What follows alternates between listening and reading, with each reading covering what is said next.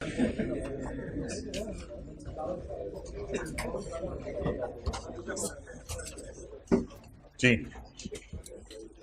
अच्छा, एक सवाल होमवर्क में दिया था आपको, पास्ट पेपर का क्वेश्चन 5 इससे पिछली क्लास में। तो उसमें एक बात याद रखिएगा, जो डेफर टैक्स की वर्किंग होती है उसमें अनयूज टैक्स लॉस भी जाता है।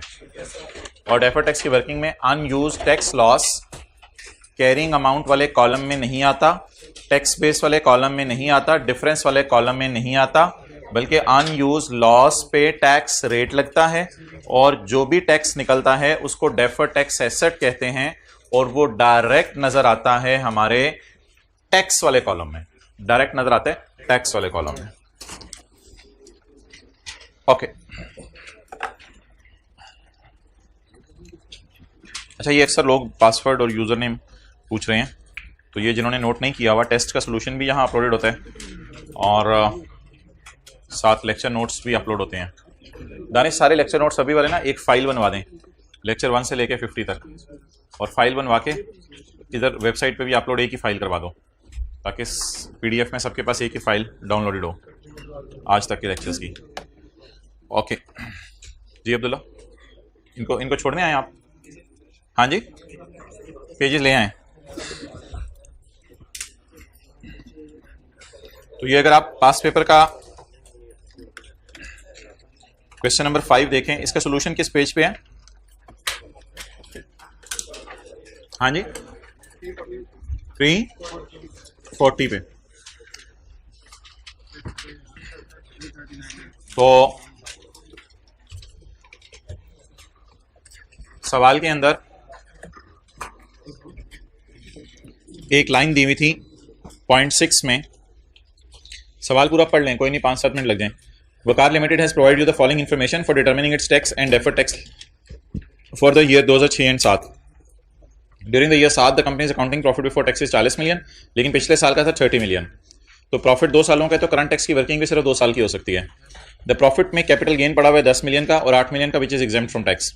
अकाउंटिंग वालों की WDV 31 दिसंबर 5 को, ये ना 31 दिसंबर, यार अब्दुल्ला रहने दो भी, जब मैं कहूँगा अभी सफ़े रखवा दो, ये ना 31 दिसंबर 6 की WDV है, ना 31 दिसंबर 7 की WDV है, बल्कि ये 31 दिसंबर 6 के साल की शुरू की या 5 के एंड की है। तो ये WDVs आ रही हैं 175 और 40।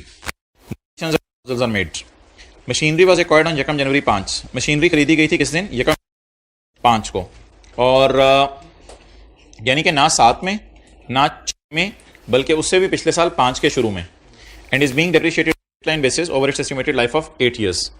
और tax base of machinery as at 31 December 2005 was ₹90। अच्छा, ये तो काली पट्टी है, इसको आप छोड़ें, टैक्स बेस का क्या करना। अब आप मुझे बता दें, अगर मैं मशीनरी का अकाउंट बनाना चाहूं तो मशीनरी का अकाउंट जो है वो कैसे बनेगा?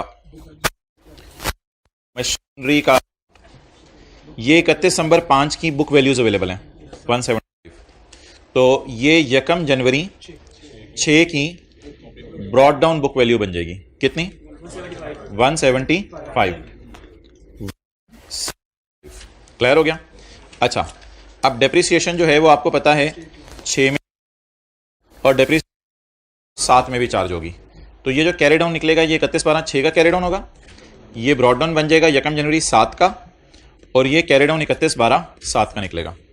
अब सवाल ये कह रहे हैं कि मशीनरी वाज एक्वायर्ड ऑन यकम जनवरी 5 and is being depreciated on straight line basis over estimated useful life of 8 years। तो आप अगर 200 को 8 से डिवाइड करें तो जवाब क्या आ रहा है? 25। तो 25 जो है वो हमारी स्ट्रेट लाइन पे इस साल की डेप्रिसिएशन भी है और 25 अगले साल की डेप्रिसिएशन भी है जी। 150 125 ये मशीनरी का अकाउंट बन गया। किन रूल्स के मुताबिक? डेप्रिसिएशन सेम क्यों है दोनों सालों की? स्ट्रेट लाइन है। ओपनिंग अकम्युलेटेड डेप्रिसिएशन भी क्यों 25 थी? क्योंकि पिछले साल खरीदा है, 5 में खरीदा है, तो 5 में खरीदा है तो 5 में एक ही साल डेप्रिशिएट किया होगा 25, फिर 6 में डेप्रिशिएट किया 25, फिर 7 में डेप्रिशिएट किया 25। तो ये निकल आई अकाउंटिंग वालों की बुक वैल्यू। अब टैक्स वाले क्या चाहते हैं? टैक्स वाले चाहते हैं कि मशीनरी की 31 दिसंबर 5 की बुक वैल्यू कितनी है? 90, और टैक्स वाले जो डेप्रिशिएट करना चाहते हैं वो कितने परसेंट पे करना चाहते हैं? Normal rate of tax depreciation on both type of assets is 10% on WDB. तो टैक्स वाले किस पे डेप्रिशिएट करना चाहते हैं? डब्ल्यूडीबी पे। ये अकाउंटिंग वालों का डेटा है, ये अकाउंटिंग वालों का डेटा है। ये जो टैक्स वालों की है 90 मिलियन, ये ओपनिंग बुक वैल्यू निकल आएगी। तो ये 90 टैक्स वालों की ओपनिंग बुक वैल्यू हो गई। तो अगर यही मैं अकाउंट टैक्स वालों की नजर में बनाना चाहूं तो ओपनिंग बुक वैल्यू कितनी आ गई 1 जनवरी 2006 को? 90। अब आपने मेथड कौन सा लगाने हैं? डब्ल्यूडीबी। मेरे ख्याल से अलग से कोई कैलकुलेशन करने की जरूरत नहीं। 90 इंटू 10%, 9 क्या आ गया? 81। ये कैरी डाउन अगले साल का ब्रॉड डाउन बन गया और इसी के ऊपर डेप्रिसिएशन 81 इंटू 10%, पता नहीं सोल्यूशन में 8.1 है या 8 है, 8.1 और 72.9। ये किनके मुताबिक अकाउंट बन गया? तो इसी तरह एक अकाउंटिंग वालों की नजर में बनना था, एक टैक्स वालों की नजर में बनना था। लेकिन जो मैंने आपको बात मेन समझानी है वो ये है कि मैं आपको एक वर्किंग करवा के देना चाहता हूं DTL/A एज ऑन 31/12/5। हालांकि ये वर्किंग 31/12/6 को भी होगी और 31/12/7 को भी होगी, लेकिन 31/12/5 को इसलिए करनी पड़ेगी कि सवाल में ब्रॉड डाउन DTLA का गिवन नहीं है, लेकिन इतना डेटा अवेलेबल है कि उसकी बुनियाद के ऊपर हम ये सारी कैलकुलेशंस कर सकते हैं। तो कैरिंग अमाउंट और टैक्स बेस, एक एसेट है हमारा मशीन और दूसरा एसेट है हमारा फिक्सचर। ओके, और लकीली सारी चीजें अवेलेबल हैं। मशीन 175 31/12/5 को और फिक्सचर 40, तो 195 175 और 40 और 31/12/5 को टैक्स वालों की डब्ल्यूडीबी भी गिवन है, दैट इज 90 एंड 40। ये 90 और ये 40.5 ये भी अवेलेबल है, 90 और 40.5। लेकिन एक चीज, क्या 31/12/5 को कोई ऐसा लॉस था जो 31/12/5 को माइनस होना था नहीं हो सका और हमने आगे जाके माइनस करने की कोशिश की? उसको अब हम देखते हैं। As on 31/12/5 there is a unused loss, ऐसा लॉस जो माइनस होना चाहिए था लेकिन प्रॉफिट ना होने की वजह से माइनस या यूज नहीं हो सका। एक बात याद रखिएगा, ये जो अनयूज्ड लॉस होता है इसके ऊपर, अनयूज्ड लॉस के ऊपर यहां कुछ नहीं जाता, यहां कुछ नहीं जाता, यहां कुछ नहीं जाता। अनयूज्ड लॉस आप पकड़ते हैं कितना? 70.5, 70 मल्टीप्लाइड बाय 35%, 26. इस पे डायरेक्ट क्या क्रिएट करते हैं? Deferred tax asset. एक इंटरेस्टिंग बात मैंने आपसे करनी थी, अनयूज्ड टैक्स लॉस 31/12/5 की डेफर्ड टैक्स की वर्किंग में जाएगा और ये 6 के साल करंट टैक्स में माइनस करेंगे, यानी यूज करने की कोशिश करेंगे। तो ये एक बात बतानी थी जिसकी वजह से ये एडजस्टमेंट करवाई। 31/12/5 को प्रॉफिट ना होने की वजह से लॉस था, 5 के एंड का लॉस अगर 5 में माइनस नहीं हो सका तो 6 में यूज या माइनस करेंगे। अब आप देखें ये एग्जैक्ट फिगर जो आपको नजर आ रही है ना 75 की, ये 75 की आपको फिगर अगर मैं सॉल्यूशन खोलूं तो सॉल्यूशन के अंदर आपको 6 की करंट टैक्स की वर्किंग में माइनस होती हुई नजर आ रही होगी। ये 75 एज ऑन 5 अनयूज था, फॉर 6 यूज किया, बट स्टिल इसका थोड़ा सा हिस्सा अनयूज ही रहा। इस अनयूज को 6 की डेफर्ड टैक्स की वर्किंग में लेके जाएंगे 36.05, इसको 6 की डेफर्ड टैक्स की वर्किंग में लेके जाएंगे और इस 36.05 को साथ में यूज करने की कोशिश करेंगे। तो जो लॉस एज ऑन अनयूज्ड होता है वो अगले साल की करंट टैक्स की वर्किंग में यूज होता है। क्लियर? और इस साल there is nothing unused, therefore deferred tax asset unused का बनाने की जरूरत नहीं थी। तो मतलब यह है कि ये जो 75 नजर आ रहे हैं ना, ये 2005 में अनयूज था, लेकिन 6 में से क्या करने की कोशिश करेंगे? हम यूज करने की कोशिश करेंगे।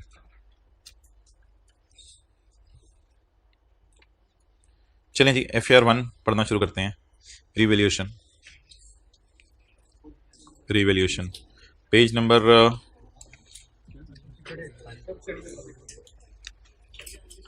क्या चीज जी मैं करता हूं, एक मिनट, 1 बाय 1। एक पहले मैं जरा इनकी रिक्वेस्ट पूरी फरमाइश अगर मेरे मुंह से निकल जाएगा ना, बुरा ना बनाया करो, वो दिल पे ना लिया करो। जी एक मिनट जी, इनका सवाल पूरा हो गया जी। नहीं नहीं नहीं नहीं, हो कोई मसला नहीं, कोई फर्क नहीं पड़ता, जिस साल का मर्जी हो। जी आप सवाल पूछें। हाँ वो करवाने मैंने क्वेश्चन 10 मैंने होमवर्क में दिया था, नहीं दिया था क्वेश्चन 10 मैंने होमवर्क में नहीं दिया था। क्वेश्चन 10 आज अब हमारी जो दूसरी क्लास होगी उसमें होगा, क्वेश्चन 10 अगली क्लास में होगा। लेजर, लेजर फिर मुझे जरा लिख लेने दो, ये मशीनरी का है टैक्स रूल्स के मुताबिक। ओके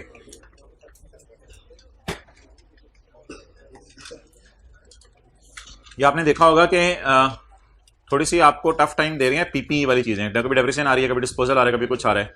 तो ये सबसे जो अच्छी एडजस्टमेंट्स है ना, वो एक पास्ट पेपर के क्वेश्चन 6 में थी, फ्लोर एंड टाइल्स वाले में, वो भी व्हाइट बोर्ड पे की थी, 15-20 मिनट लगाए थे। एक पास्ट पेपर के क्वेश्चन 9 रोज वाले में थी, जिसमें पीपी का अकाउंट बीवी के ऊपर बुक वैल्यू पर बनाया था, और ये तो बल्कि आसान एडजस्टमेंट थी। और एक कल जो हमने टेस्ट में डिस्कशन की थी उसमें भी जरा अजीब सी डिस्कशन थी कि पिछले साल वाला 12 दिया हुआ था एक, तो ये थोड़ा सा असल में ये वो बच्चा मुझे मिला नहीं अभी, वो कल मंडे को मैं इसको क्लास में बुलाऊंगा। तो एक बच्चा कल मुझे मिला FAR 2 उसने पहली दफ़ा दिया था, उसका रह गया, दूसरी दफ़ा दिया उसका पास हो गया। तो वो साहब जो है वो ये बताने लगे कि चलें वो खुद ही आके बताएंगे, मैंने उनको कहा था क्लास में ये का इंटरव्यू दीजिएगा। अभी आप निकाल लें, पेज नंबर 536 के करीब है कहीं, कहाँ है रिवैल्यूएशन।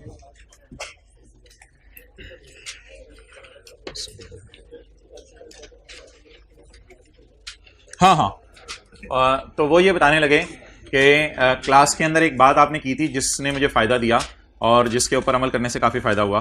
वो बात बड़ी सिंपल सी और लॉजिकल सी है कि जब टॉपिक चल रहा होता है तो आप एक एक सवाल अलग अलग कर रहे होते हैं, लेकिन जब टॉपिक खत्म हो जाता है और उसके अगर सारे सवाल आप एक सिटिंग में करें पास पेपर के, मेरे ये तजर्बे 3-4 घंटे में जितने पास पेपर क्लास में कराए होते हैं किसी दिन बंदा बैठ के एक सिटिंग में वो कर सकता है, चाहे लीज हो चाहे IAS 12 हो, जो मर्जी हो। तो 4-5 घंटे लगा के सारे पास पेपर एक सिटिंग में कर सकते हैं। तो मैं कहता है मैंने दूसरी दफा सारे पास पेपर के सवाल एक एक सिटिंग में हर टॉपिक के करने की कोशिश की, तो वहां से फिर मुझे पता चला कि एक सिटिंग में बैठ के जो कहा जाता था कि फलां सवाल में फलां एडजस्टमेंट को ऐसे किया, फलां को ऐसे किया, फलां को ऐसे किया है, तो PPE की जब हर टाइप की एडजस्टमेंट मेरे सामने से गुजरी तो फिर कॉन्सेप्ट क्लियर हुए। इसी तरह कोई कमीशन इनकम है, डिविडेंड रिसीवेबल है, अनअर्न्ड है, तो वो सारे जब एक सिटिंग में बैठ के सवाल होते हैं तो पता चलता है फलां में इस सवाल में ऐसे इस वजह से ऐसे हुआ था, इस सवाल में इस वजह से ऐसे हुआ था, उस सवाल में इस वजह से ऐसे करना है। जी बिल्कुल भाई फरमा रहे हैं, दूसरे सब्जेक्ट्स में भी मैं ऐसे ही करता हूँ, जबरदस्त। नहीं नहीं नहीं नहीं यार ऐसे ना करो। तो आई स्टिल रिमेंबर कि जब हम इंट्रो पढ़े थे तो BRS लेके बैठते थे और कुछ 3-4 घंटे में BRS के सवाल हो जाते थे, फिर कंट्रोल अकाउंट लेके बैठते थे, कुछ 4-5 घंटे में कंट्रोल अकाउंट के सवाल हो जाते थे। तो कोई ओ तेरी खैर, revision of CAF 1, revision of CAF 1 question 22 page number 558।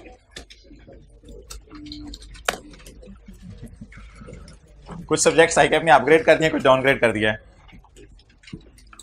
पहले कैफ 7 पढ़ाता था, अब कैफ 5 पढ़ाता हूँ, पहले कैफ 6 पढ़ाते थे, अब कैफ 2 पढ़ाते हैं। Okay revision of CAF 1, revaluation of PPE through following question. तो रिवीजन करें PPE की इस सवाल के जरिए। Prepare journal entries for the year ended 30 June 2011, 30 June 12, 30 June 13 and 30 June 14। Shahzad textile limited. अच्छा ये ना इस सवाल में मैं फिलहाल आज टैक्स रेट नहीं डाल रहा, क्योंकि टैक्स रेट डाल के फिर IAS 12 का सवाल ये बन जाना है।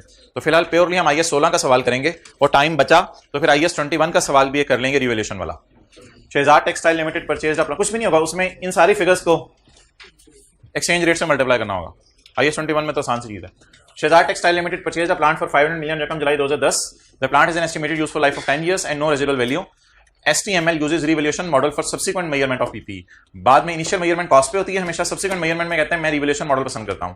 And accounts for revaluation on net replacement method. इसका क्या मतलब है accounts for revaluation on net replacement method?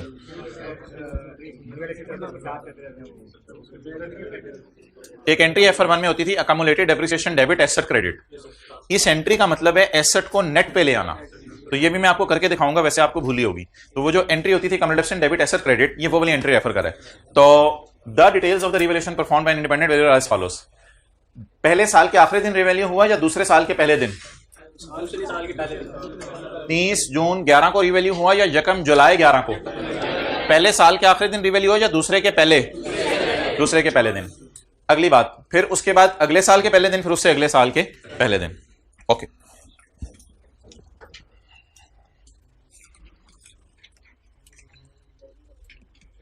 SOCI is made up of P&L and OCI. SOCI, Statement of Comprehensive Income, is made up of P&L and OCI, sale खर्चे वगैरह, और PBT less CT, DT और profit after tax. यहां पे हमारा P&L close हो जाता है, लेकिन अक्सर ऑर्गेनाइजेशंस इसको टैक्स एक्सपेंस के नाम से शो करती हैं और P&L के मुंह पे CT DT आपको नजर नहीं आता, बल्कि जो है वो नीचे नोट्स में जाके नजर आता है कि CT DT कितना है। तो ये P&L बन जाता है और इसके बाद रीवैल्यूएशन सरप्लस आता है। रीवैल्यूएशन सरप्लस आता है। रीवैल्यूएशन सरप्लस आता है on PPE, property plant and equipment, इस पे रीवैल्यूएशन सरप्लस आता है। ये रीवैल्यूएशन सरप्लस होता है कि आपकी लैंड पड़ी हुई थी 50 मिलियन की, वो पड़ी 60 की होगी लेकिन बिकी नहीं, तो इसे कहते हैं रीवैल्यूएशन सरप्लस। सिमिलरली FAR 2 में आएगा fair value gain on investments. Investments की फेयर वैल्यू बढ़ गई। आपने शेयर खरीदे किसी कंपनी के, 50 रुपए का शेयर खरीदा, साल के एंड पे वो शेयर 55 रुपए का बाजार में हुआ था, तो ये भी FAR 2 के सिलेबस का पार्ट है जो आपने FAR 1 में बात नहीं पड़ी हुई। तो OCI में चीजें बढ़ती रहेंगी, हत्ता कि जब आप CA फाइनल में पहुंचेंगे तो 6-7 चीजें OCI में आएंगी, लेकिन फिलहाल मैंने आपको 2 चीजें OCI में शो की, उसमें से दूसरी मैं बिल्कुल मिटा रहा हूं क्योंकि IFRS 9 अभी हमने शुरू नहीं किया, क्योंकि वो वॉल्यूम 2 में है और वॉल्यूम 2 आज शाम को प्रिंटिंग में चला जाना है। अच्छा, तो SOCI comprises of 2 things, number 1 P&L and OCI। मेरे भाई, अगर मैंने मेरी लैंड थी एक कराची में, वो थी मेरी वाली, और इसको मैंने क्या कर दिया, डिस्पोज कर दिया, तो डिस्पोजल अकाउंट में सो ही जाएगा, डिस्पोजल अकाउंट में सो ही जाएगा, और डिस्पोजल अकाउंट देखिएगा जाके। अच्छा, डिस्पोजल अकाउंट में सो आया और 130 की आपने बेची, गेन आ गया 30 का। ये जो गेन है ये आपकी लैंड बेच के आया है, तो ये जो लैंड बेच के गेन आया है ये आपके में सेल के बाद इनकम में इधर चला जाता है, इसे कहते हैं रियलाइज्ड गेन। और अगर आपके पास एक लैंड पड़ी हुई है 70 वाली और वो महंगी होके 80 की हो गई, यानी BV थी 70 और BV और FV का मुकाबला हुआ करेगा इस टॉपिक में, तो BV जमीन पे FV आसमान पे, तो BV 70 और FV 80, तो कितने की खुशी आई, 10 की खुशी आई। तो इसको कहेंगे रीवैल्यूएशन सरप्लस ऑन PP। ये जो 10 का सरप्लस होगा इसे हम शो किया करेंगे OCI में, यानी इस OCI का एक नाम हो, टीचर ने किसी ने डिस्कस, इसको कहते हैं items outside P&L, items outside P&L, but these are within SOCI। SOCI तो दोनों को इकट्ठा कहते हैं ना, but these are items outside P&L। असल में मसला ये होता है, मिसाल के तौर पे कोई बिजनेसमैन है, वो कहते हैं मुझे प्रॉफिट आफ्टर टैक्स आया 130 का, प्रॉफिट बिफोर टैक्स आया 140 का, 10 रुपए के मेरे टैक्स थे, तो 130 भी मेरा प्रॉफिट होता है और 10 भी मेरा प्रॉफिट होता है, 130 भी मेरा प्रॉफिट होता है और 10 भी मेरा प्रॉफिट होता है। लेकिन ये जो चीजें होती हैं ये होती हैं फॉर द ईयर। इसके बाद ये चीजें यहां से उठती हैं और यहां से उठ के जाती हैं statement of changes in equity में, और फिर statement of changes in equity से रूट होके ये चीजें जाती हैं बैलेंस शीट में। अब अगर मैं कहूं कि मेरा बिजनेस कई सालों से चल रहा है, तो फिर मेरे शेयर कैपिटल का भी कोई ना कोई बैलेंस होगा। मेरे जो शेयर कैपिटल का बैलेंस होगा, मिसाल के तौर पे जब मैंने कारोबार शुरू किया था तो मैंने 3000 रुपए लोगों से मांगा था, ये मेरा ब्रॉड डाउन है। अच्छा, ये साल है मेरा 2010 का, फर्ज करें बिजनेस मैंने शुरू किया 2008 में। अगर मैंने 2008 में बिजनेस शुरू किया तो मेरी कोई ना कोई अर्निंग्स भी होंगी। मैं ये statement of changes in equity बना रहा हूं 2010 की, तो ये ओपनिंग से मुराद है 31/12/9। तो अगर मैंने 2008 में बिजनेस शुरू किया तो 2008 में मैंने कमाया 20 मिलियन, 2009 में भी मैंने कमाया 20 मिलियन, तो 20 मिलियन जमा 20 मिलियन, ये पैट बोल रहा हूं, पैट, 20 मिलियन जमा 20 मिलियन, मिसाल के तौर पे ये बन गया 40 मिलियन। तो ये मेरी ओपनिंग रिटेन्ड अर्निंग है, ये है पिछले सारे सालों के प्रॉफिट। इसको रिटेन्ड अर्निंग भी कहते हैं ओपनिंग, और ओपनिंग अकामुलेटेड प्रॉफिट भी कहते हैं। जैसे अकामुलेटेड डेप्रिसिएशन में कई सालों की डेप्रिसिएशन पड़ी होती है, उसमें इस साल की डेप्रिसिएशन डाल के कैरिड ऑन डेप्रिसिएशन आ जाती है। तो अगर मैंने 2008 में बिजनेस शुरू किया था तो 8 में कमाया 20 और 9 में भी कमाया 20, तो टोटल हो गया ये। इससे पहले मैंने कभी एसेट्स को रीवैल्यू नहीं किया था, इस वजह से मेरा रीवैल्यूएशन का सरप्लस का बैलेंस कितना आ रहा था, 0 आ रहा था। और अब ये जो फिगर्स हैं for the year, in for the years figures को मैं लेके जाता हूं statement of changes in equity के अंदर। तो आप समझ लें ये हैं 2 नदियां, ये नदियां जाके गिरने लगी हैं दरिया में। नदियां कहां जाके गिरने लगी हैं, दरिया में। तो नदी को पकड़ा और दरिया में फेंका। ये नदी को पकड़ के आपने दरिया में फेंक दिया। तो ये ना फॉर द ईयर चीजें हैं। ये क्या है? For the year. तो फॉर द ईयर मुझे बता दें कि फॉर द ईयर अर्निंग कितनी हुई? 130 और सरप्लस कितना आया? 10 का सरप्लस आया। ओके, इसके बाद मैं अगर डिविडेंड बांटना चाहूंगा ना तो वो इनमें से बांटूंगा। डिविडेंड इनमें से नहीं बांटा जाता क्योंकि इसको कहते हैं अनरियलाइज्ड प्रॉफिट्स। तो डिविडेंड इनमें से नहीं बांटा जाता। और एक एंट्री ट्रांसफर की होती है। ये मेरा भी करवाने को तो दिल नहीं चाह रहा था क्योंकि FR1 शायद भूली हो। एक एंट्री ट्रांसफर की होती है कि मिसाल के तौर पे सरप्लस 1 रुपए के, इसको शिफ्ट कर दो रिटेन्ड अर्निंग में। सरप्लस को रिटेन्ड अर्निंग में शिफ्ट कर दो, ये भी एक एंट्री होती है। लेकिन ये एंट्री SOCIE के मुंह पे होती है, ये एंट्री P&L से रूट नहीं होती। इसका मतलब है कि सरप्लस को पहले जाके SOCI के मुंह पे फेंका जाता है और उसका कुछ हिस्सा तोड़ के रिटेन्ड अर्निंग में शिफ्ट कर दिया जाता है। वो 10 उसी तरह उधर नजर आता है। तो सबसे पहले जो हमें रियलाइज्ड खुशियां होंगी और जो हमें अनरियलाइज्ड खुशियां होंगी, इन दोनों खुशियों को हम बजरिया नदी ले जाया करेंगे समुंदर में। ले जाया करेंगे समंदर में। और समंदर में आपको पता है पहले से भी पानी पड़ा होता है। माशाल्लाह, समंदर में पहले से भी पानी पड़ा होता है और हो सकता है हम पानी जो है वो ट्रांसफर भी कर रहे होंगे एक जगह से दूसरी जगह। तो अब हमारे ये 2 नदियां थी, पैट की और सरप्लस की। पैट की नदी को रिटेन्ड अर्निंग के समंदर में फेंका और सरप्लस की नदी को सरप्लस के समंदर में फेंका। तो समंदर के अंदर साल के एंड के ऊपर बंदे नहीं मिलेंगे, बैलेंसेस मिलेंगे। समंदर के अंदर ये बैलेंसेस आपको मिलेंगे 171 और सरप्लस 9।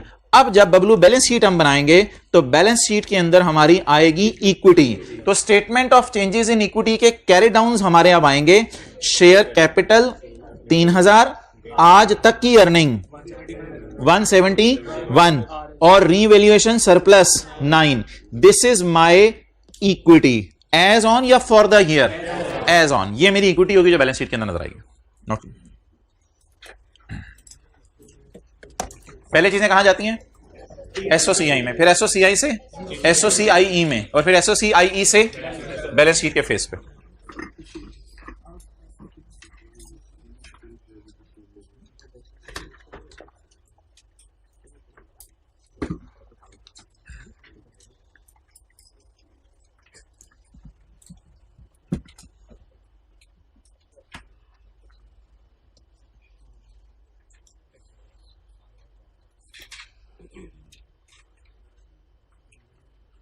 यार वो नदी से समंदर में ले गए हम, तो नदी से दरिया में लेके जाना चाहिए था, फिर दरिया से समंदर में ले जाते हैं।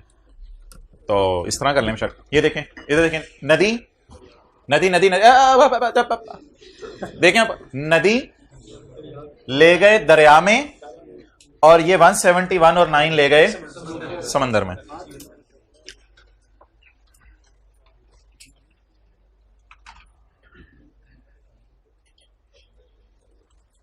जी भाई कोई शेर पढ़ रहे हैं उधर बैठ के। क्या पहला मिसरा क्या? भाईजान पिक लें या लिख लें?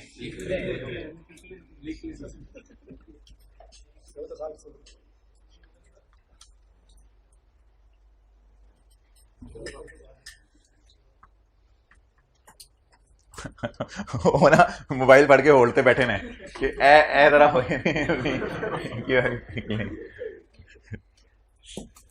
अच्छा जी यार ये शर्ट की बटन बंद कर हैं लगे हुए आगे कर ले ऐसी जरा थोड़ा सा जरा। अच्छा चलो रहने दो।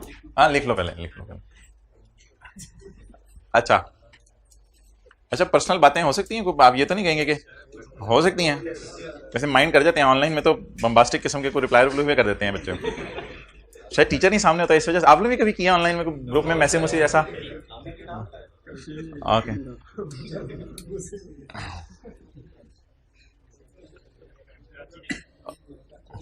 नहीं नहीं नहीं किसी इलाके का नाम ना बोलो। ओके अच्छे बुरे लोग हर जगह होते हैं, लेकिन माशाल्लाह अच्छे ही होते हैं सारे।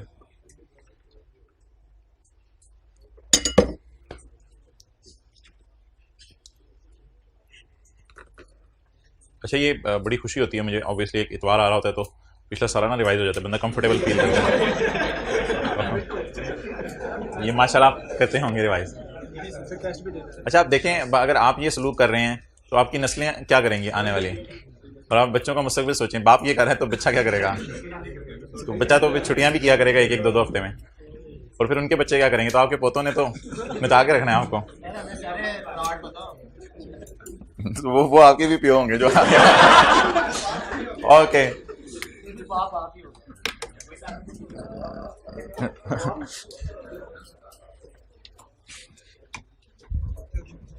ओके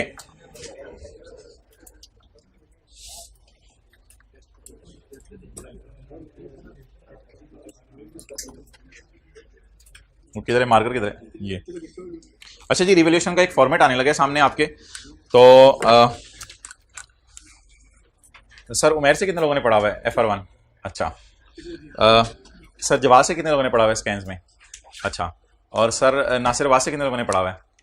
और सर मुबीन से कितने लोगों ने पढ़ा हुआ है स्कैन में? अच्छा। अब सर मुबीन के बारे में तो मुझे नहीं पता वो कौन सा फॉर्मेट यूज़ कर रहे हैं, लेकिन जो सर जवाद वाले स्टूडेंट्स हैं वो थोड़ा सा फॉर्मेट जो है वो, क्या नाम है उन टीचर का? सर मिर्ज़ा अली हसन से कितने लोगों ने पढ़ा हुआ है? तो मेरे ख्याल से मिर्ज़ा अली हसन साहब और सर नासिर, और ये जो अभी हम फॉर्मेट करने लगे हैं जो आपने सर उमैर से पढ़ा हुआ है, ये सेम होगा। सो सर जवाद से जिन स्टूडेंट्स ने पढ़ा हुआ है वो शायद थोड़ा डिफरेंट फॉर्मेट यूज़ करते हैं अपनी बुक में। तो बहरहाल जो भी फॉर्मेट हो, आपने इसी फॉर्मेट के ऊपर आपको आना पड़ेगा रिवॉल्यूशन को, जो मैं आपको बताने लगा हूं। द रीजन इसके किसी और का फॉर्मेट गलत नहीं है, क्योंकि हमने जो अगले टॉपिक्स हैं उनको लिंक करना है, तो बार बार ये चीजें दूसरे टॉपिक से लिंक होंगी। तो अगर आप इस फॉर्मेट के ऊपर नहीं आएंगे तो फिर आपके लिए मसला होगा। अच्छा जी, मुझे बता दें रिवॉल्यूशन होने लगी है हमारे एसेट की, तो उस पर हम डिस्कशन करने लगे हैं। उसमें एक वर्किंग हुआ करेगी, उस वर्किंग को मैं आपके सामने शो करने लगा हूं। डेट होगी, डिस्क्रिप्शन होगी, इसके बाद एसेट होगा, रिवैल्यूएशन, सरप्लस भी आ सकता है और लॉस भी आ सकता है, वो P&L में चला जाएगा, लॉस भी आ सकता है। तो ये कुछ कॉलम होंगे वर्किंग्स के अंदर। ओके, तो वर्किंग्स बड़ी आसान है। Shahzad textile limited purchase the plant for rupees 500 million on 1 July 2010। जी मोहतरम, प्लांट कितने का? 500 का। अच्छा जी, 30 जून 11 को खड़े होकर हम इसको क्या करेंगे? 500 डिवाइड बाई 10 कितना आ गया? 50। आज तो कैलकुलेटर के बगैर ही लगे हुए हैं। 50 जवाब 450। 30 जून 11 WDV। चलें जी, पहले साल की एंट्रीज कर लेते हैं।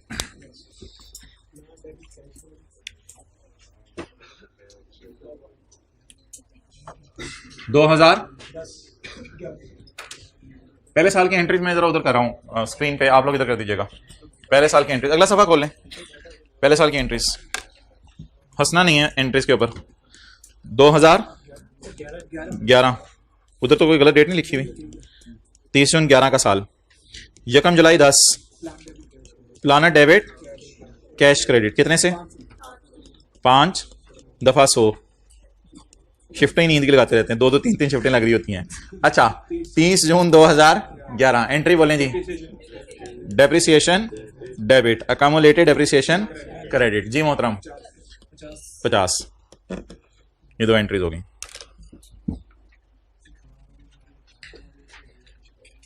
लेटते ही नींद आ जाती है, हाथ खड़ा करें। लेटे रहते हैं नींद नहीं आती। और ये लोग जिन्होंने हाथ खड़े किए हैं, किताब पकड़ते ही नींद आ जाती है, किताब पकड़ के लेटे। ओके, अगर आपको ज्यादा मसला है ना, मसले से मुराद है यानी आपकी नींद 8-9 घंटे है, तो ये मसला है, तो इसको 6-7 घंटे पे लाने की कोशिश करें। तो आप पढ़ते पढ़ते गर्दन के ऊपर जो है ना ऐसे पानी फेर लिया करें, इस हिस्से पे गर्दन के। 30 जून 11 तक हमारी कैलकुलेशन हो गई। अब हमारे साल के पहले, हमारे साल के आखिरी दिन एसेट रीवैल्यू होने लगे या अगले साल के पहले दिन? अगले साल के पहले दिन। अब आप मुझे बताएं कि रीवैल्यूड अमाउंट, या जिसे मैं मार्केट वैल्यू कह सकता हूं, वो कितनी हो गई है? 630 हो गई है। तो बीवी शर्मा रही है क्योंकि फेयर वैल्यू आसमानों पे है इस वक्त। तो आप बता दें बीवी को फेयर वैल्यू आसमानों पे लेके जाना है। जी बोलें। 630। 450 वाली चीज कितने की हो गई? 630 की हो गई। ओके, तारीख बताएं, ये किस दिन हुआ? 1 जुलाई 11 को। अच्छा भाई, ये ना वर्सेस वाली कैलकुलेशन है, वर्सेस वाली, यानी बुक वैल्यू को फेयर वैल्यू से कंपेयर किया, तो ये वर्सेस वाली कैलकुलेशन है। और जो डिफरेंस आएगा that will be maybe खुशी मे बी गम। यकम जुलाई 11 को रीवैल्यूएशन सरप्लस जी 180। ओके, अब मोहतरम ये ऐसे ही समझने के लिए बना रहा हूं, फिर मैं ये मिटा दूंगा। एसेट का टी काउंट ये बनाना नहीं आपने, और अकामुलेटेड डेप्रिसिएशन का टी काउंट।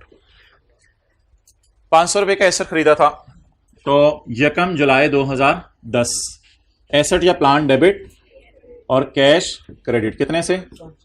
500 से। और 30 जून 11 को ये डेप्रिशिएट हुआ कितने से? 50 से।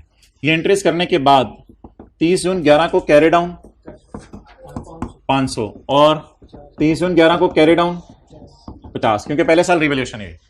तो 500 माइनस 50 हमारा एसेट 450 का आ रहा है। कैरी डाउन बनेंगे अगले साल के ब्रॉड डाउन। यकम जुलाई 11 ब्रॉड डाउन 500 और यकम जुलाई 11 ब्रॉड डाउन 50। अब जरा देखिएगा, वो जो मैंने लफ्ज बताया था ना नेट रिप्लेसमेंट, उसको नेट रिप्लेसमेंट क्यों कहते हैं? उसकी रीजन ये है कि इस फॉर्मेट में आपको बीवी नजर आ रही है। गौर की आंख से देखें, इस फॉर्मेट में आपको क्या नजर आ रही है? बीवी नजर आ रही है। इस फॉर्मेट में आपको बीवी नजर आ रही है, इधर आपको बीवी नजर नहीं आ रही। तो क्या कहा है?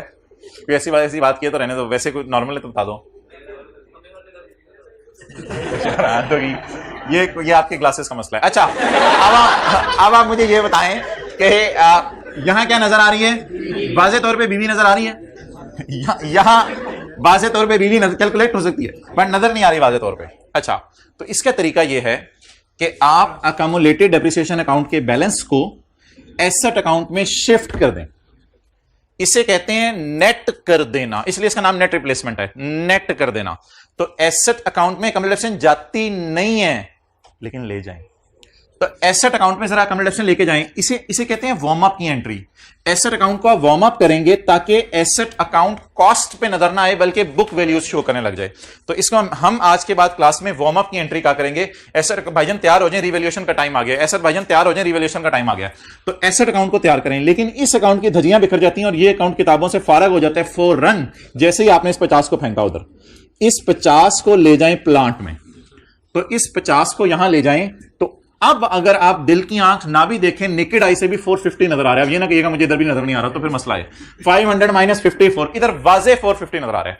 अब आप एसेट अकाउंट में डायरेक्ट बुक वैल्यू आपको नजर आ रही है।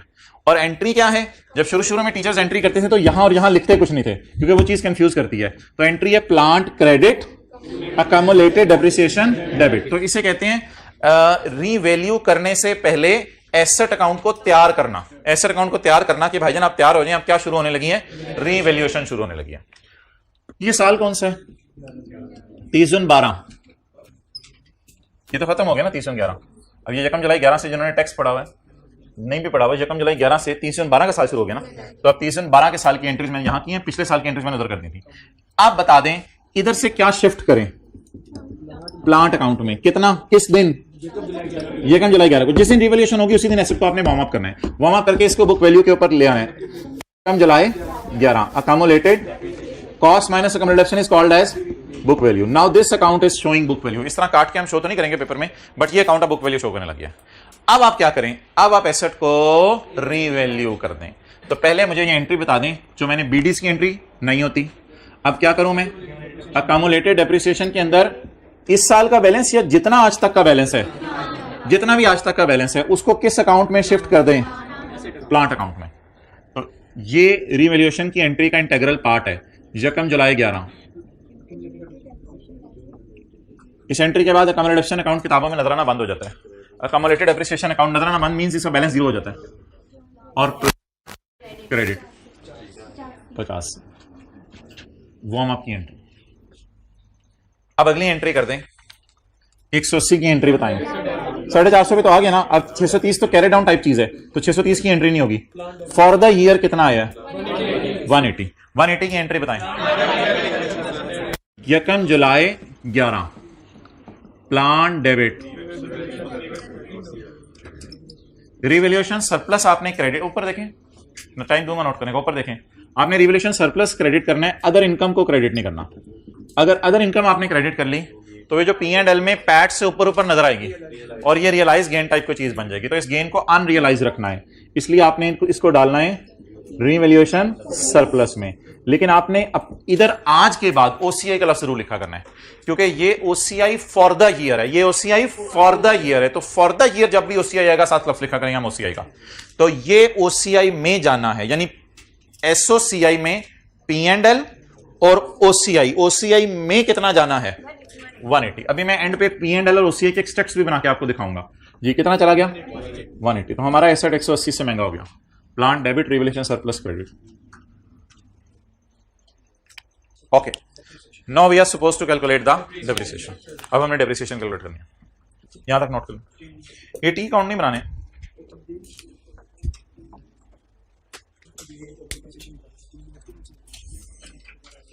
I wish there would have been a jug of water, or there is a water of jug. He is pouring the water in glass.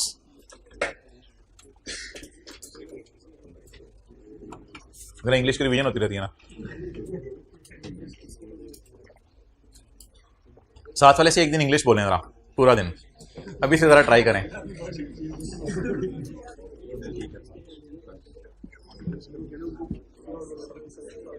Feeling comfortable, feeling uncomfortable?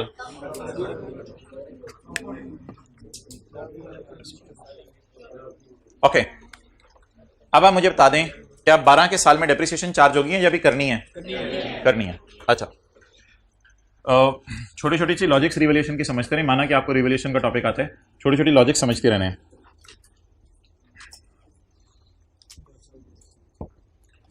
एक asset है, उसकी life है 3 साल। आपने उसकी लाइफ मिसाल के तौर पे चलें 5 साल है। एक एसेट है, उसकी लाइफ है 5 साल। तो 5 साल 100 डिवाइडेड बाय 5, पहले साल के डेप्रिसिएशन 20।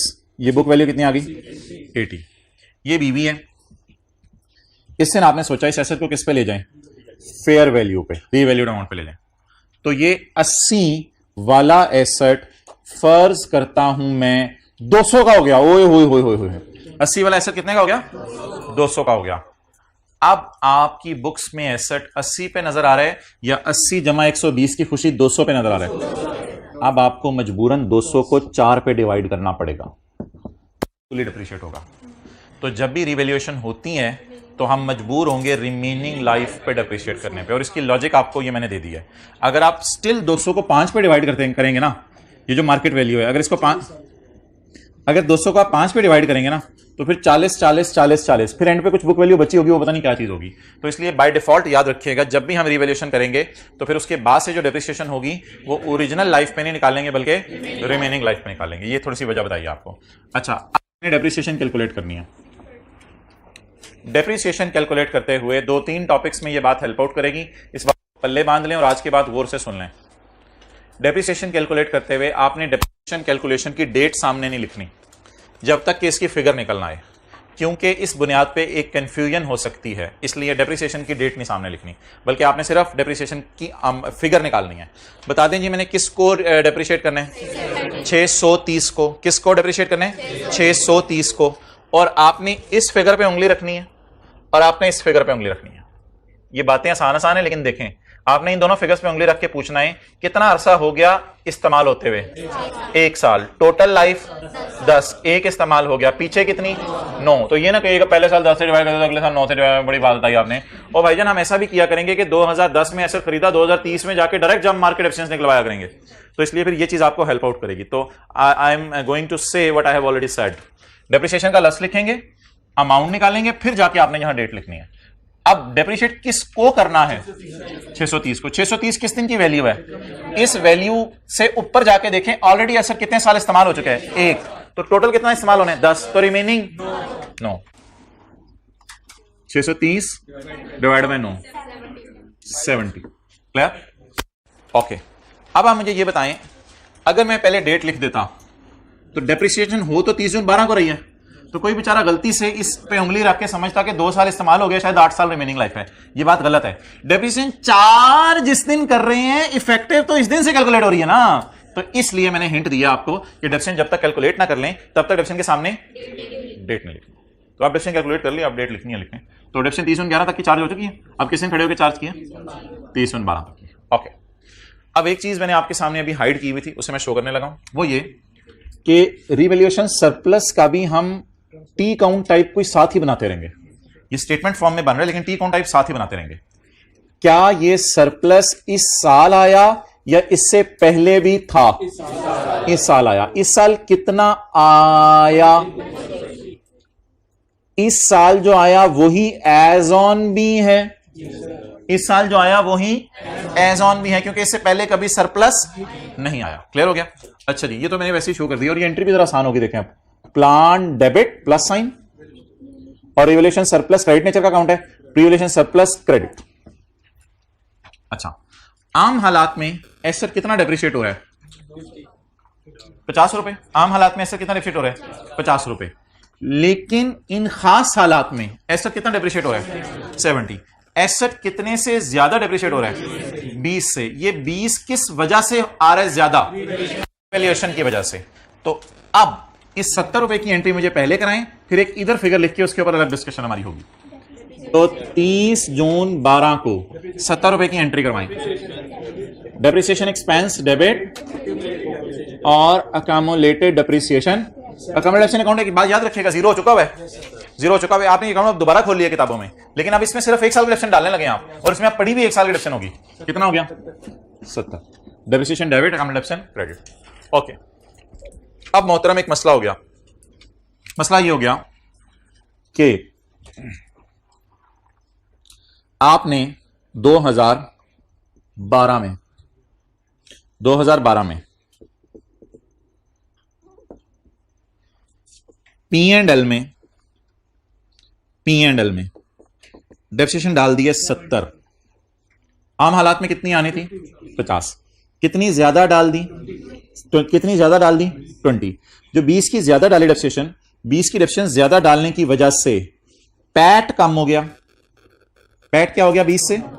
जब पैट 20 से कम हुआ तो पैट 20 से कम होने की वजह से ये वाला पैट कम वाला चला गया statement of changes in equity बनाते हुए रिटेन्ड अर्निंग के कॉलम में, और इसने रिटेन्ड अर्निंग को कम कर दिया क्योंकि डेप्रिसिएशन बढ़ने की वजह से प्रॉफिट कम होते हैं। प्रॉफिट कम होने की वजह से रिटेन्ड अर्निंग कम होती है। तो रिटेन्ड अर्निंग जैसे ही कम हुई तो रिटेन्ड अर्निंग ने बोला मुझे क्यों कम किया? रिटेन्ड अर्निंग ने क्या बोला? मुझे क्यों कम किया? इसमें मेरा क्या कसूर है? मेरा क्या कसूर है? मुझे क्यों कम किया? ये डेप्रिसिएशन ज्यादा आई क्यों? हमने कहा सरप्लस की वजह से। उसने कहा जो जिसकी वजह से हुआ उसका नुकसान उसी को दो। तो अब हुआ क्या? अर्निंग वो जो एंट्री हमने इधर की थी, कोई प्रॉफिट वगैरह डेप्रिसिएशन वगैरह इधर 70 की आई। 70 की आने की वजह से ये प्रॉफिट क्या हो गए होंगे? कम। जब ये प्रॉफिट कम हो गए होंगे तो ये कम वाली फिगर इधर गई होगी। जब ये कम वाली फिगर इधर गई होगी तो रिटेन्ड अर्निंग एकदम क्या हुआ क्या हुआ क्या हुआ क्या हुआ? कहते हैं मैं बहुत कम हो गया, मैं बहुत कम हो गया, मुझे बढ़ाओ मुझे बढ़ाओ मुझे बढ़ाओ। तो फिर किसको कम करें? कहते जिसकी वजह से ये आई है। किसकी वजह से आई है? तो ये जो एंट्री होती है ना, ये डायरेक्ट हम करते हैं statement of changes in equity के मुंह पे, और ये एंट्री अगर हमारे सवाल को मैं सामने रख के चलूं तो ये 20 रुपए से एंट्री होनी है। सरप्लस को कम करके जो तरतर ततर कांप है उसे बढ़ा दो, और इसके बाद हम अर्निंग पे हाथ रख के पूछेंगे होन आराम ही? और yes, no I am relax, no I am relax. लेकिन एक बहुत बड़ी बात आपसे कहने लगा हूं, ये एंट्री ओसीआई से रूट नहीं करानी। इसलिए अगर आपने जब एंट्री पेपर में लिखनी है तो लिखना है surplus debit retained earning credit. लेकिन इससे पहले वाली एंट्री में मैंने आपको कहा था सरप्लस के साथ ओसीआई लिखें, क्योंकि आपने इस 180 को पेपर में यहां लेके जाना है 180 को। लेकिन जब 180 यहां आ गया तो उसको फिर यहां लेकर आना है, यहां लेकर आना है। तो बता दें इसकी एंट्री डायरेक्ट क्या होगी? सरप्लस कम करके अर्निंग बढ़ा दें। जी, ये फिगर निकालने के दो तरीके।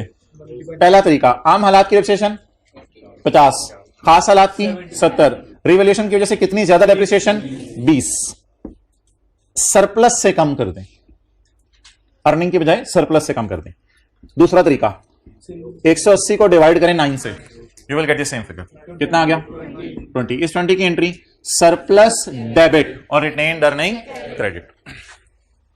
30 जून 2012 रीवैल्यूएशन सरप्लस डेबिट और रिटेन्ड अर्निंग्स क्रेडिट। ये एंट्रीज मुकम्मल हो गई हमारी दूसरे साल की।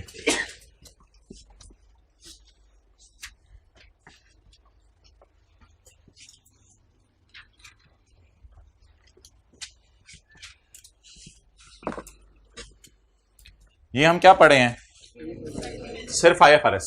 ये हम क्या पढ़े हैं? सिर्फ IFRS। अगली क्लास में तो मैंने आपको शायद पास पेपर क्वेश्चन 10 कराने, उससे अगली क्लास में हम टैक्स वालों की नजर में इन चीजों को देखेंगे। शायद टैक्स वाले कहीं हम रिवैल्यूएशन को मानते ही नहीं, शायद टैक्स वाले कहीं हम रिवैल्यूएशन को मानते नहीं, तो अकाउंटिंग वालों ने कैरिंग अमाउंट बढ़ा दी होगी और टैक्स वाले कहेंगे हम रिवैल्यूएशन को मानते ही नहीं। तो इसलिए अभी टैक्स वालों की चीजें हम नहीं पढ़े, सिर्फ किनकी पढ़े हैं बोले? अकाउंटिंग वालों की, यानी IFRS के रूल्स के मुताबिक। तो बात बता दें क्या है? डेप्रिसिएशन कितनी आनी चाहिए थी? कितनी आई? कितनी ज्यादा आई? डेप्रिसिएशन ज्यादा माइनस होने की वजह से जो भी प्रॉफिट्स होंगे, पता नहीं कितने होंगे हमारे बिजनेस के प्रॉफिट्स क्या हो गए होंगे? कम। प्रॉफिट कम होने की वजह से ये कम वाले प्रॉफिट अर्निंग में गए होंगे, अर्निंग भी क्या होगी? कम। अर्निंग तब काम रही थी। सरप्लस ने कहा क्या हुआ? कहा तेरी वजह से मैं कम हो गई, तेरी वजह से मैं कम हो गई। सरप्लस ने कहा तू बढ़ मुझे कम कर, तू बढ़ मुझे कम कर। सरप्लस ने एंड पे कहा होना आराम है। तो revaluation surplus debit and retained earning credit. ये करने के बाद कौन नॉर्मल मोड में चला जाएगा? रिटेन्ड अर्निंग नॉर्मल मोड में चला जाएगा। ओके।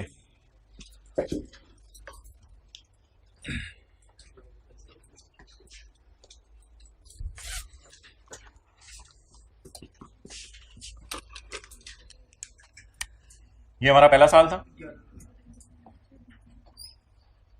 और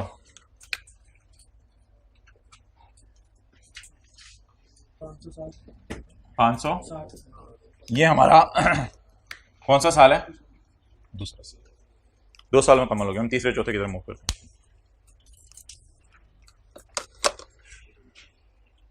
ओके। अच्छा, इस वर्किंग को चलाना कैसे है ये जरा देख लें। इस वर्किंग को चलाना कैसे है? एसेट कितने का था? ये फिगर किससे आ गई? जब ये फिगर सवाल से आ गई, अब आपने सवाल की तरफ नजर नहीं उठा के देखना, अब सारी आपके माइंड की गेम है। कितने वाली चीज कितने की हो गई? तो कैलकुलेटर पे आपने 180 का गेन बुक करना है। गेन आज तक का फिलहाल 180 है। फिर आपने डेप्रिशिएट करना है। डेप्रिशिएट करते हुए डेट नहीं लिखनी। 1 जुलाई 11 वाली मार्केट वैल्यू को 9 साल पे खत्म करना है आपने। 630 डिवाइडेड बाय 9। और जिस तरह एसेट खत्म हो रहा है उस तरह उसका सरप्लस भी खत्म करते जाएं। 70 और 20। Depreciation debit, account depreciation credit and revaluation surplus debit और रिटेन्ड अर्निंग क्रेडिट। 160। 30 जून 12। अब सिर्फ एक लम्हे के लिए मैं सवाल में जाऊंगा और फिर 5 मिनट इधर लगाऊंगा। एक लम्हे के लिए बस सवाल में जाना है। सवाल के अंदर क्या इंफॉर्मेशन अवेलेबल है? ओहो, हमारा एसेट कितने पे? बीवी इज परेशान। अच्छा, तो बुक वैल्यू गिर गई ना, और फेयर वैल्यू क्या आ गई? जल्दी बोलें। 1 जुलाई 13 हमारा साल या अगले साल का? 1 जुलाई 12 हमारा साल या अगले साल का पहला दिन? अगले साल का पहला दिन। 320। अब आप मुझे ये बता दें कि बैलेंस शीट में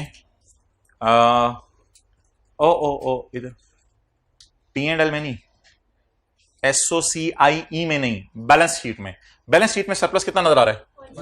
160 का। बैलेंस शीट में तो ये नजर आ रहा होगा ना, क्योंकि बैलेंस आपको पता है पहले हम स्टेटमेंट ऑफ इक्विटी में 180 लेके गए, फिर 180 की में से 20 ट्रांसफर किया, तो स्टेटमेंट ऑफ इक्विटी में भी क्लोजिंग यही आ रहा होगा और यही क्लोजिंग बैलेंस शीट में गया होगा। तो बैलेंस शीट में एसेट का सरप्लस खड़ा हुआ है। कितना खड़ा हुआ है सरप्लस? 160 का। ओके, अब आप मुझे बता दें 1 जुलाई 12 पे खड़े होके मार्केट में इस एसेट की कीमत कितनी है?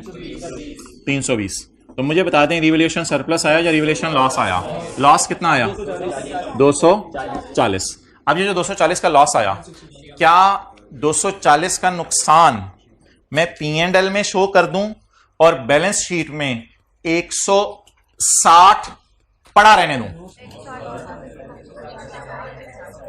160 पड़ा रहने दूं। भाई ये तो मुनासिब नहीं होगा कि चेहरे के एक तरफ से खुशी नजर आ रही है और दूसरी तरफ से गम नजर आ रहा है। गम और खुशी को नेट करके या तो चेहरे से खुशी का इजहार करें या चेहरे से गम का इजहार करें। सिमिलरली मुझे बताएं हमारा नुकसान कितना हुआ है? 240 का। क्या नुकसान पुरानी खुशियों को सारा खा जाएंगे या खुशियों को छोड़ देंगे? मुझे बता दें इतना नुकसान है कि नुकसान ने मुंह खोला तो खुशी भागी, तो नुकसान ने खा लिया इसको। तो नुकसान ने सारी खुशी खाई, थोड़ी सी खुशी खाई। नुकसान हिम्मत करो, खाओ खुशी, मैं खा जानी, खाओ मैं खा जानी, खा गया, मैं चुप कर गया। व्हाट इज खुशी? एज ऑन गरम अंडा, बस एंजॉय करें इसको तो नमक डाल के। तो इट इज खुशी एज ऑन। आप बता दें बाकी गम किधर डाल लें? P&L में बाकी गम और फोरसीन लॉसेस रिकॉर्ड करने की जाता है। ये P&L के अंदर ले जाएं, इसको आउटसाइड P&L लेके जाने की जरूरत नहीं है।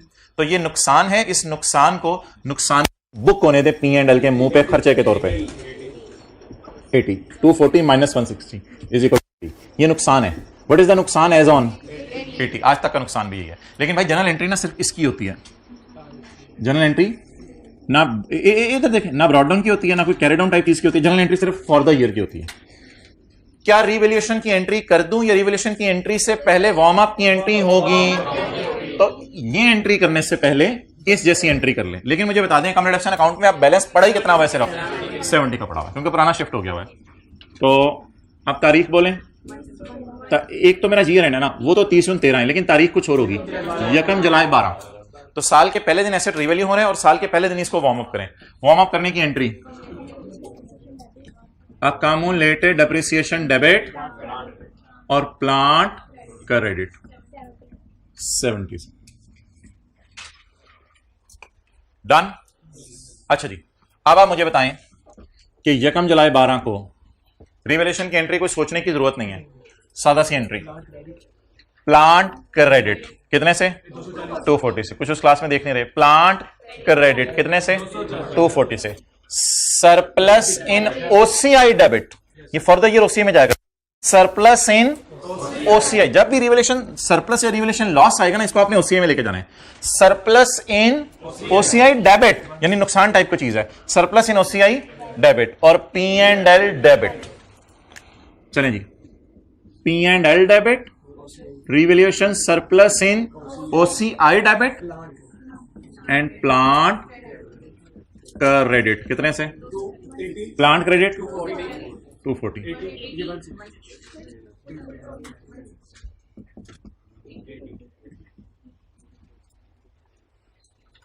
क्या?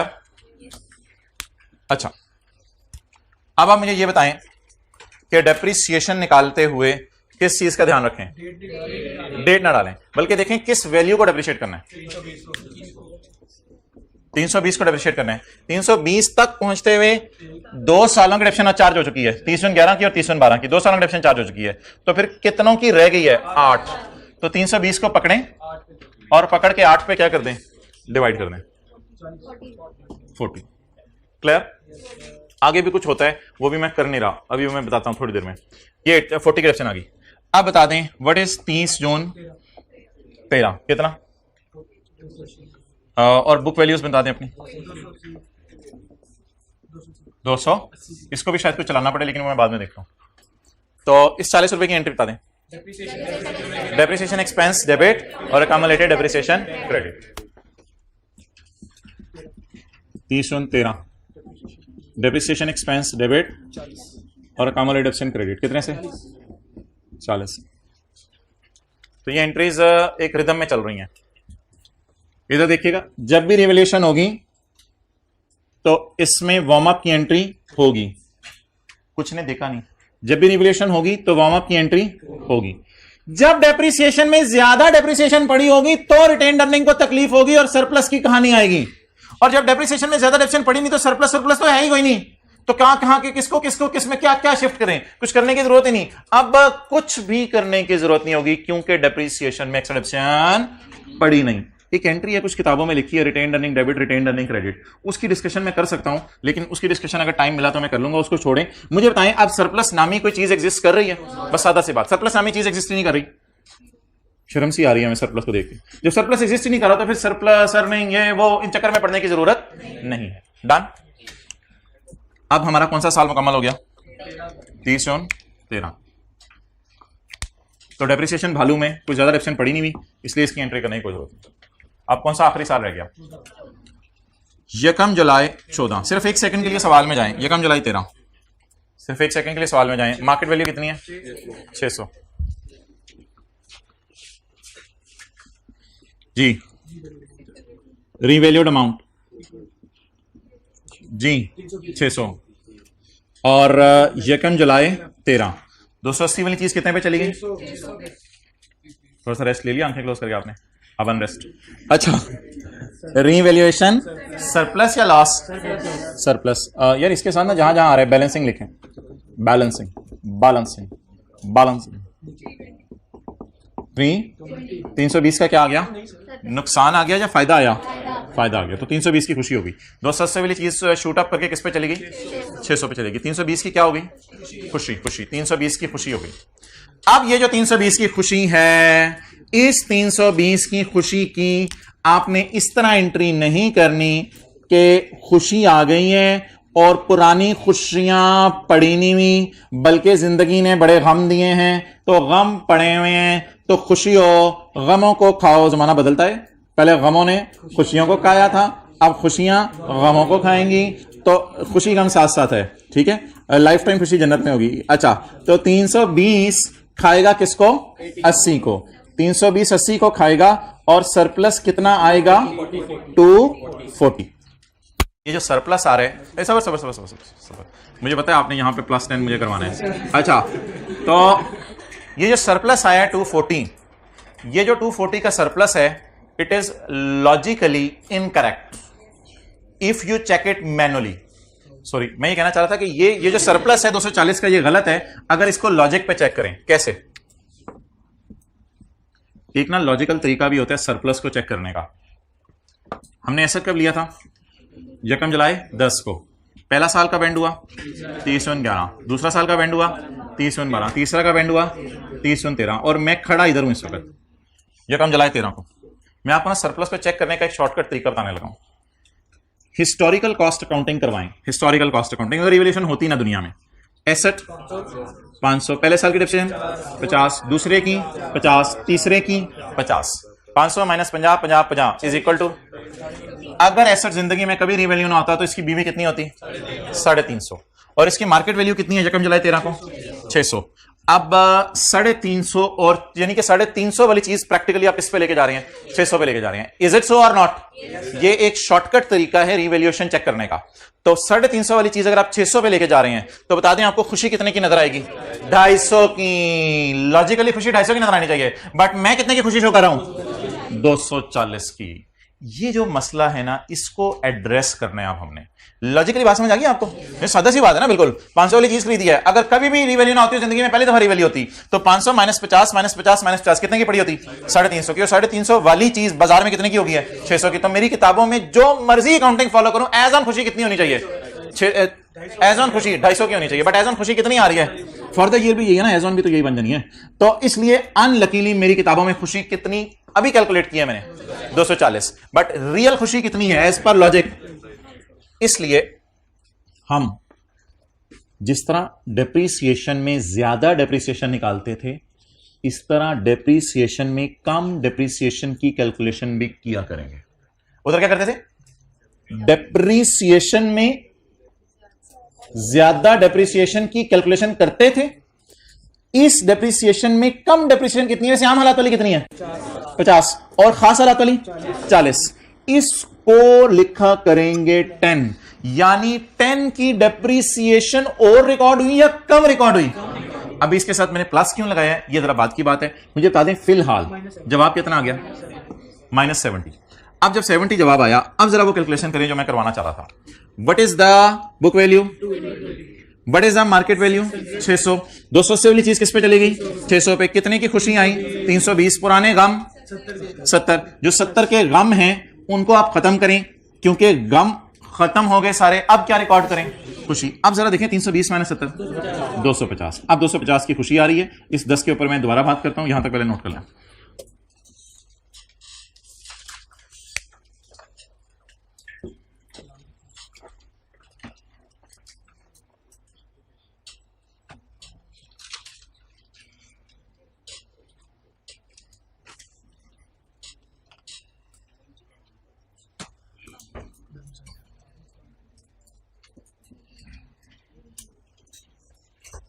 ओके,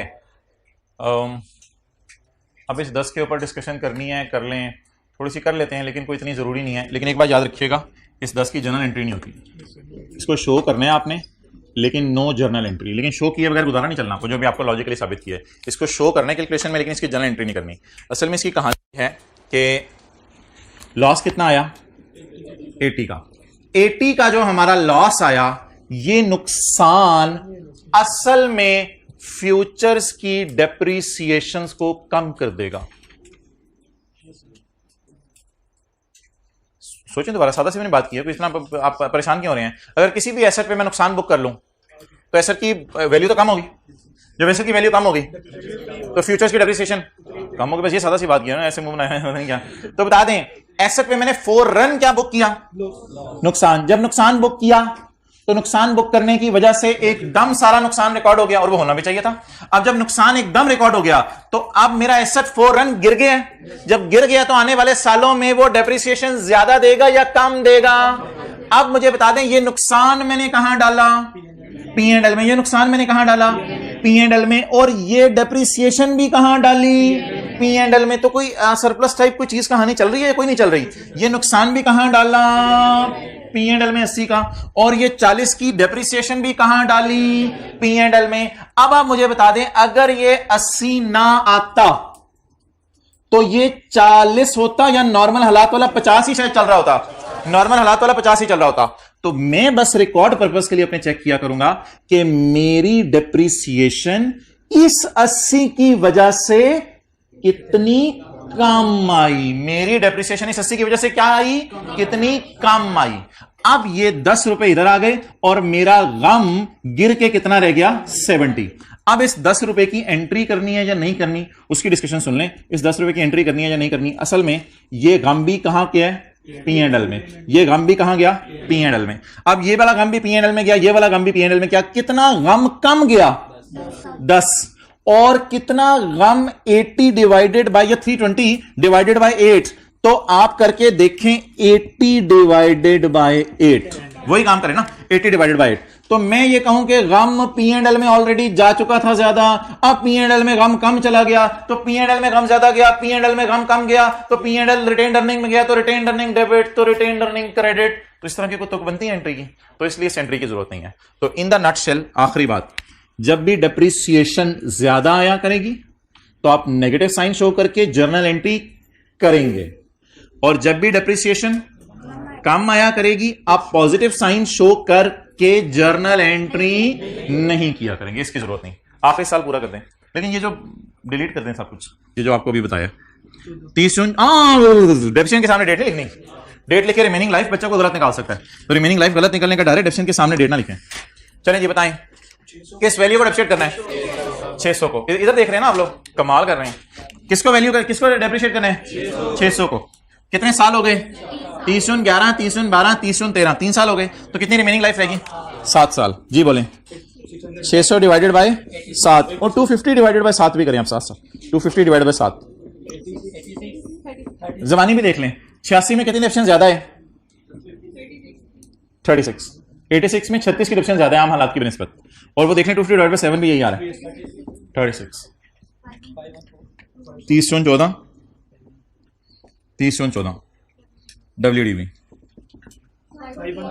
5 2 1 2 1।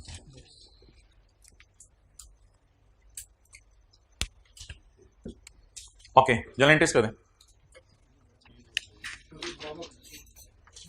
जी। ये कौन सा साल है, आखिरी साल, 30 जून 14, 30 जून 14। रिवैल्यूएशन की एंट्री करूं या पहले वार्म अप की? मुझे बताएं कंप्यूटेशन में बैलेंस कितना पड़ा हुआ है, 40। तो डेट यकम जुलाई 13, अकामुलेटेड डेप्रिसिएशन डेबिट और प्लांट क्रेडिट कितना, 40। अगली एंट्री ये बढ़िया सारे सारे ऊपर देखें।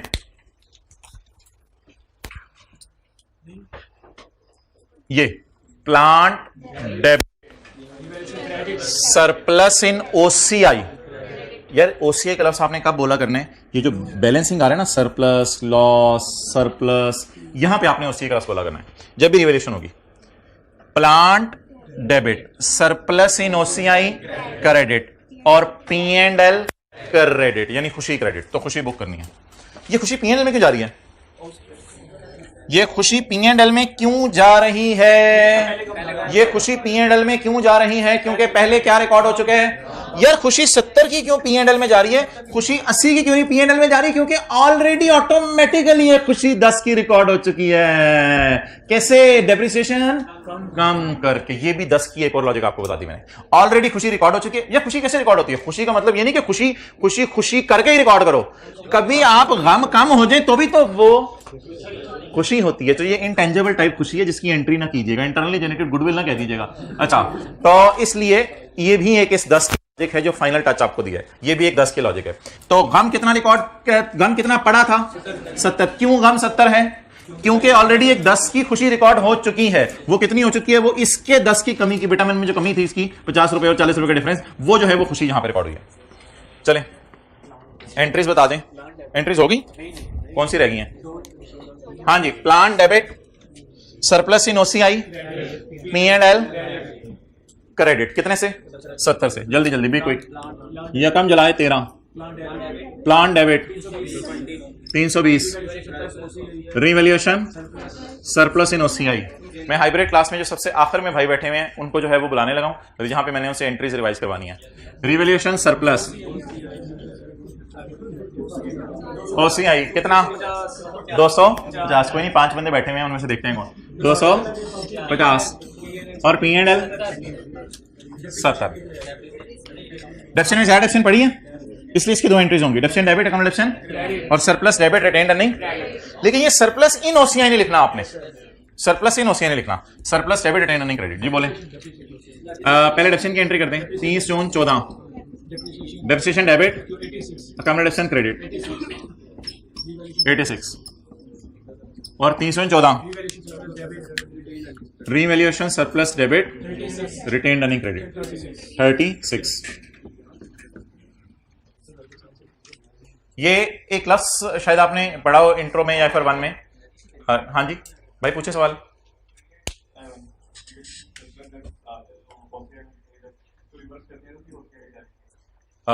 अभी मैंने एक्सट्रैक्ट्स बनाने लगा हूँ ओसीआई के और एसओसीआई के, उम्मीद है उसमें आपको जवाब मिल जाएगा। तो अच्छा जी अहमद, उस लास्ट रो में ना जो दूसरी साइड पे बैठे हैं एक ही भाई, उनको जरा भेजें जी। आ जाए भाई, जल्दी आ जाए। तशरीफ ले आए, दुल्हा तशरीफ लाए, जल्दी आ जाए माशाल्लाह।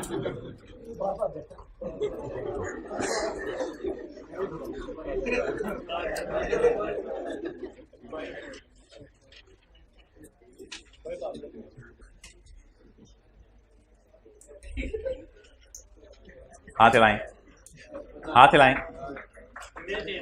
ओके,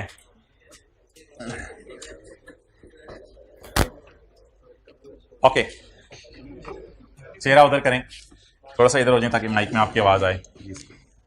500 रुपए की एंट्री बोले भाई। भाई उधर उधर उधर उधर वाले देख लेंगे तो मजा आएगा। 500 रुपए की एंट्री बताएं। सबसे पहले प्लान खरीदेंगे, plan debit cash credit. Plan debit cash credit, बस इस तरह बताना। अमाउंट बोलो 500। अगली बात 50 रुपए की एंट्री बोलो। Depreciation expense debit accumulated depreciation. डेप्शन debit account depreciation credit. ठीक है जी। ये कौन सा साल खत्म हो गया? पहला साल खत्म हो गया। थोड़ा सा ना बस ऐसे करके आपने मुंह को ऐसे करना है। अच्छा बताओ जी इसकी एंट्री। रिवैल्यूएशन सरप्लस, इसकी प्लान सबसे पहले वार्म अप करेंगे। तो असल में ना जब भी रिवैल्यूएशन की एंट्री आया करेगी तो मैं इसे मार्कर को ऐसे हिलाया करूंगा। हवाई एंट्री।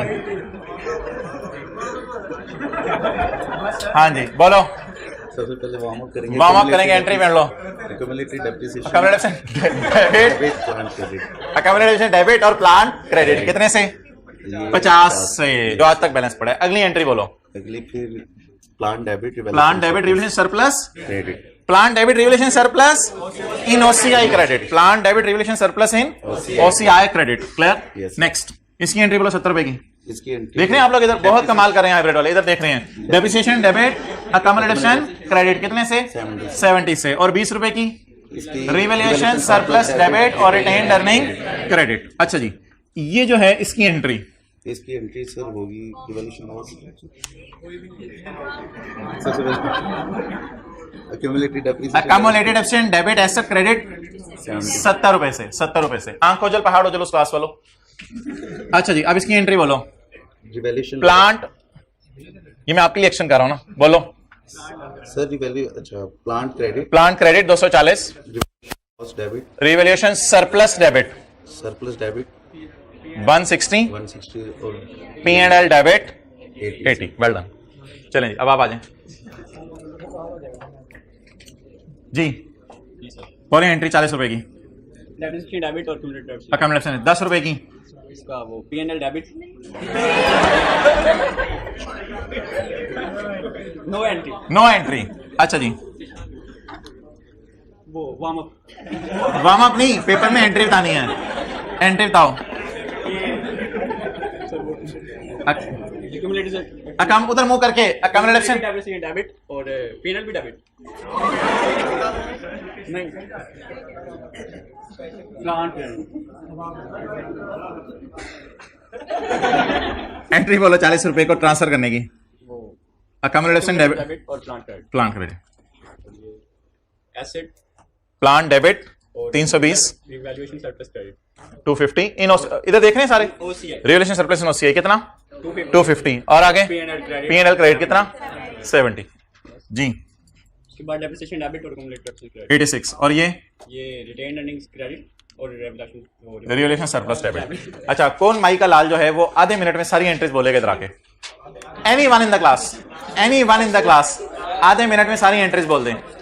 उस क्लास से भाग के आने लगा कोई, आधे मिनट में सारी एंट्रीज बोल दें। ऑनलाइन वाले बाहर आने लगे हैं, जल्दी जल्दी जल्दी जल्दी बोलें यार, आधे मिनट। मैं तो फिर 45 सेकंड में बोलूंगा समझा के। ओके, यकम जुलाई 10 प्लांट डेबिट कैश क्रेडिट 500 से, 30 जून 11 डेप्सेंट डेबिट अकामुलेशन क्रेडिट 50 से, और यकम जुलाई 11 को रिवैल्यूएशन से पहले अकामुलेशन डेबिट प्लांट क्रेडिट 50 से, plant debit surplus in OCI credit 180 से, डेप्सेंट डेबिट अकामुलेशन क्रेडिट 70 से, surplus debit retain earning credit 20 से, और फिर अकामुलेशन डेबिट एसेट क्रेडिट 70 से, और plant credit 240, surplus in OCI debit 160 और P&L डेबिट 80 से। इसके बाद डेप्रिसिएशन डेबिट अकामुलेशन क्रेडिट, इसकी जनरल एंट्री नहीं करनी जब डेप्रिसिएशन में कम डेप्रिसिएशन पड़ी हो।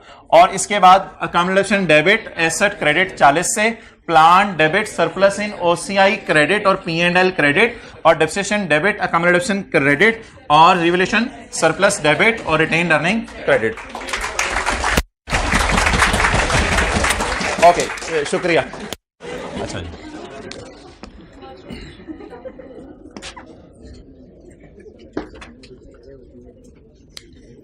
अच्छा जी, अब आपने जरा बताते रहना है कि 30 जून 12 यार सारे ना अटेंटिव हो जाए। 30 जून 12 SOCI, इसके बाद SOCI के में P&L और OCI, ठीक है जी। डेप्रिसिएशन बोलें P&L में कितनी गई 12 में, बोलें 70, 12 में कितनी गई 70, डेप्रिसिएशन 70। और एंट्री बोलें प्लांट डेबिट सरप्लस। यार बहुत टेंशन चाहिए भाईजान, ये फाइनल अकाउंट शुरू हो गया है, ये फाइनल अकाउंट में चीजें हमने करनी है। Plant debit surplus in OCI credit कितना 180, ठीक है जी। ये मेरा P&L मुकम्मल हो गया। 30 जून 12 statement of changes in equity. Let me write down statement of changes in equity. Statement of changes in equity के अंदर जो है वो आपका शेयर कैपिटल का बैलेंस आएगा, रिटेन्ड अर्निंग का और रीवैल्यूएशन सरप्लस का। अच्छा जी, ओपनिंग बैलेंसेस तो जीरो है ना, क्योंकि पिछले साल की रिवैल्यूएशन नहीं हुई। Let me write it down, then I will give you the time so that you people can write it down. Okay, अच्छा इसका ना आप इसको कुछ TCI लिख देते हैं, टोटल कॉम्प्रिहेंसिव इनकम, यानी पैट और OCI मिला के। लेकिन फिलहाल मैं ना PAT for the year cluster लिख देता हूं। फॉर द ईयर पैट, मुझे नहीं पता पैट कितना है, ठीक है, तो I don't know what is the PAT, but I know surplus for the year 180। Surplus for the year is 180। अब ये जो 180 ने शिफ्ट होना है रिटेन अर्निंग में, ये ओसीआई से रूट नहीं कराना, यानी ये आपने जब नदी ले गए दरिया में तो इसी दरिया से थोड़ा सा खोल के नाला आपने इधर शिफ्ट कर देना है, बस खत्म। ये गंदा नाला लाहौर वाला, ये खुदा का क्लोज कर यार, अब फैसलाबाद वाले क्या कहेंगे लाहौर में गंदे नाले हैं। ओके अब जी ट्रांसफर की एंट्री बोलें, ट्रांसफर की एंट्री, रिवैल्यूएशन सरप्लस डेबिट कितने से? ओ भाईजान 70 को देख के बताओ इसमें इंक्रीमेंटल डेप्रिसिएशन कितनी पड़ी है या इसमें मेंटल डेप्रिसिएशन कितनी पड़ी है? इंक्रीमेंटल या मेंटल? इंक्रीमेंटल डेप्रिसिएशन कितनी पड़ी है? Surplus debit not in OCI, surplus इधर पहुंचा हुआ है बस, सरप्लस डेबिट और रिटेन्ड अर्निंग क्रेडिट। और 20 ना बोलना, रिटेन्ड ऐसा नहीं होता बिजनेस को पैट ही ना आया हो, तो पेट वगैरह बंदा देखे तो पैट ही ना आया हो बिजनेस को, तो ऐसा नहीं हो सकता। इसलिए इसका मैं अभी बता नहीं सकता कैरेट ऑन कितना, इसका बताएं 160। मेरे ख्याल से ये FR1 में शायद इतनी चीजें डिस्कस होती हैं और शायद ना होती हैं, आई डोंट नो। अच्छा अब फिर 30/13 के लिए जरा मुझे आपने फिर करवानी है चीजें, अगर होती हैं तो फिर आप भी होते हैं पूरे। अच्छा 30/13, 30/13, ओ भाइयों मुतवज्जे हो जाओ, रोजेदारों मुतवज्जे हो जाओ। अच्छा जी SOCI P&L डेप्रिसिएशन 40 और रिवैल्यूएशन लॉस 80, रिवैल्यूएशन लॉस 80, ये अकाउंटिंग वाले डालेंगे लॉस, और हो सकता है टैक्स वाले रिवर्स करने को कहें। ये IAS 12 के साथ तो अभी हमने शुरू ही नहीं किया है, इसलिए P&L के एक्सट्रैक्ट समझ आएंगे तो उल्टाएंगे ना। तो रिवैल्यूएशन लॉस कितना? 80, डन हो गया। अच्छा ये दोनों खर्चे होंगे ना, खर्चे होंगे। और I don't know what is PAT, everyone has his own PAT, I don't know what is PAT. Okay next is OCI। OCI में मुझे बता दें कितना आ रहा है, फायदा आ रहा है या नुकसान आ रहा है? नुकसान आ रहा है, फायदा आ रहा है? नुकसान आ रहा है 160 का, 160 का नुकसान आ रहा है, ठीक है। रिवैल्यूएशन लॉस लिख दें आपकी मर्जी है, रिवैल्यूएशन सरप्लस की रिवर्सल लिख दें वो आपकी मर्जी है, इधर 160 नेगेटिव लिखना इसमें आपकी मर्जी नहीं है, इधर 160 नेगेटिव लिखना है। ओके नेक्स्ट, अगले साल क्या होगा? स्टेटमेंट ऑफ चेंजेस इन, इसी साल statement of changes in equity 30 June 2013। Closings को, क्लोजिंग्स को ओपनिंग बनाएं, बनाऊं, भुजिया बनाऊं। Okay statement of changes in, आ रहा है मजा? क्यों नहीं मजा आ रहा? खड़े हो जाओ, ये की बता यार। VRS शुरू कराऊं फिर मजा आएगा, कंट्रोल अकाउंट में मजा आएगा, एमलॉ में मजा आएगा, हाथ होगी। अच्छा जी statement of changes in equity बोलें जी, share capital, retain earning, revaluation surplus, opening X 160, X and 160। अच्छा जी फॉर द ईयर, आप दोनों नहीं, आप दोनों तशरीफ ले चलें। इस वक्त जो है हम नदियां खोलने लगे हैं क्योंकि दरिया बुला रहा है, ठीक है जी। वो सारा इवेपोरेट हो गया 160। अब कौन सी entry surplus debit and earning credit साथ वाले कैसे करें? अब कौन सी entry surplus debit and earning credit? पे ही नहीं, कुछ नहीं दरिया चे, तो शिफ्ट की करना है। तो एक और वजह, ये इसी एंट्री नहीं होती, ठीक है। अब ये होता था FR1 में, ये सारा होता था, कुछ कह रहे हैं होता था और कितने कह रहे हैं नहीं होता था। अच्छा होता है तो फिर याद है, तो फिर शक्लें क्यों बनी नहीं है? अच्छा जी बोलें, आप surplus debit and earning credit करने की जरूरत है? कोई जरूरत नहीं। बैलेंस कितना आ गया? 0। अगला साल 30 जून 2000, 30 जून 2, देखते हैं नीचे क्या है। अबू बकर कैमरा इधर करो।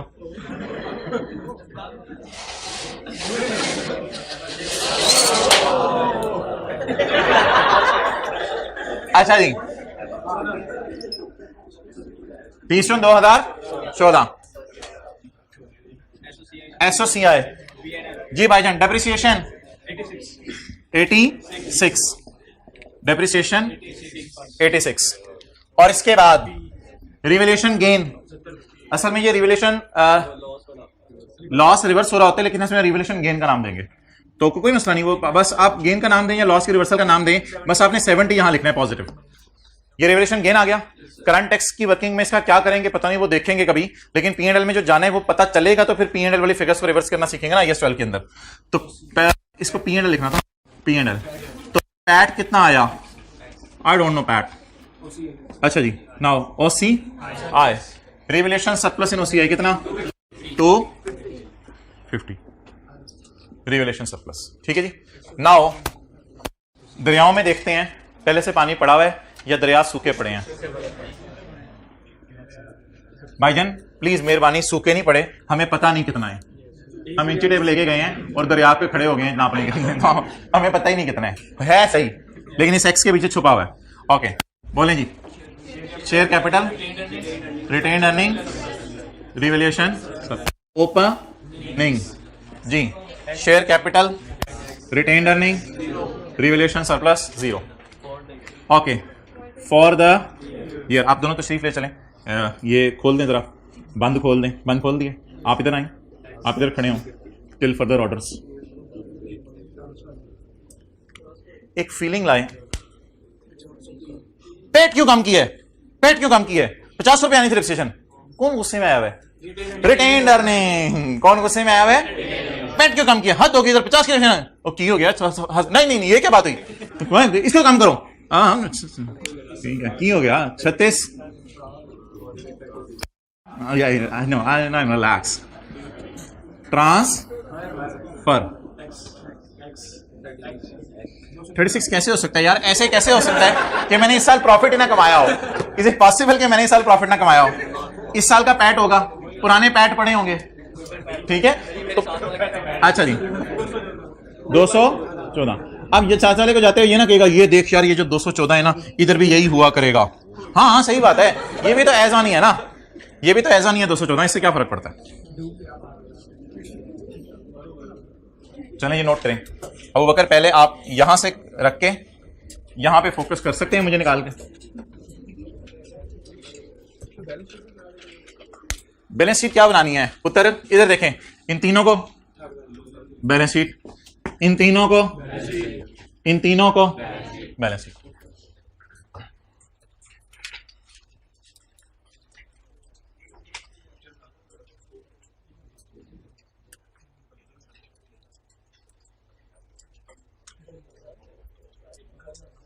आप दूसरी क्लास से आए हैं, अस्सलाम वालेकुम। एंट्रीज बताने, सवाल पूछ, बैठे बैठे बैठे, मरहबा।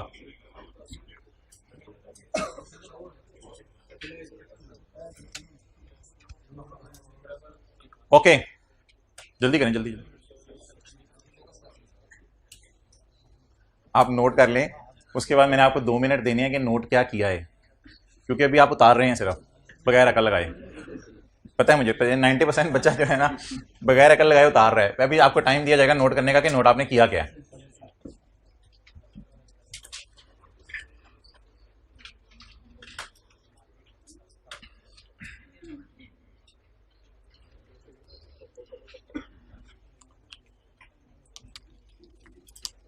अच्छा अब मैं एक चीज़ चाह रहा था जो मैं आपको बता दूं, क्योंकि जनरल एंट्रीज करने का ना पेपर में कोई ज़रूरी नहीं कि टाइम हो या जनरल एंट्रीज उसने मांगी हो।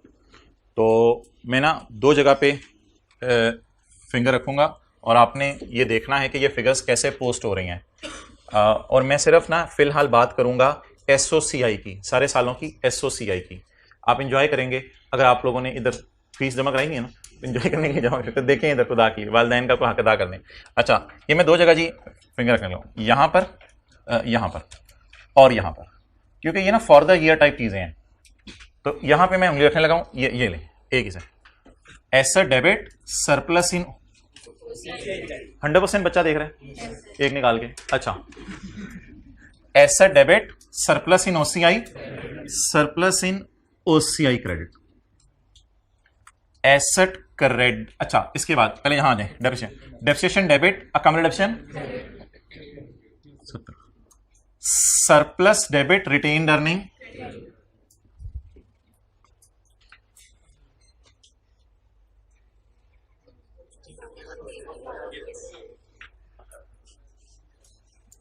अच्छा जी asset credit surplus in OCI debit P&L debit, depreciation expense debit. Sir यहाँ पे कैसे है? तुझे ही बुलाऊंगा, तुझे ही बुलाऊंगा।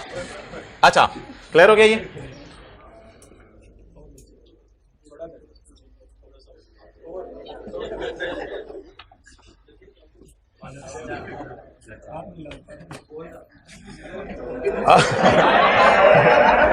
Plant debit, surplus in OCI credit.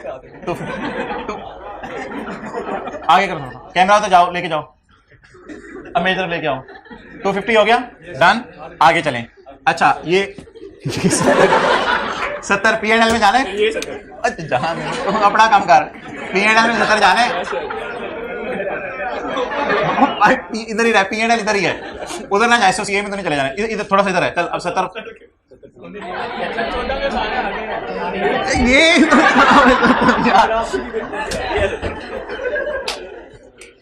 ठीक है, डन हो गया।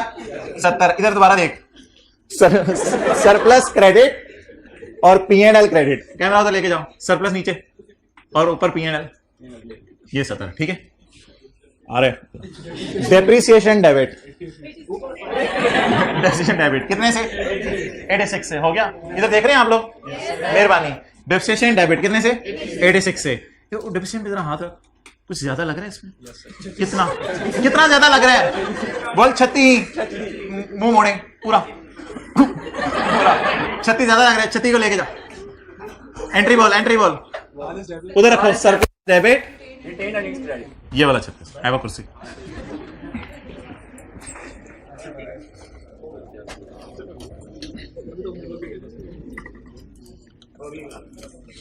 अच्छा एक काम कर लीजिएगा, आपकी किताब में एक सवाल अवेलेबल है। IAS 16 का चैप्टर है किताब में, पेज नंबर 9, पेज नंबर 9। इसमें है question number 1, page number 9, question number 1। Time मिले ना तो 10 से 15 मिनट इस सवाल की वर्किंग कर लीजिएगा ये वाली, और एंट्रीज फिर ज़बानी इसी तरह घर में किसी को खड़ा करके ना अपने साथ एंट्रीज ज़बानी कर लीजिएगा। तो ये वर्किंग एक दफ़ा कर लीजिएगा, 10 से 12 मिनट आपके लगेंगे, लेकिन ये रिवीजन ज़रूरी है। ठीक है, अगली क्लास, अच्छा ठीक है, अगली क्लास छोड़ो, उसमें क्या करना है, बंद करो।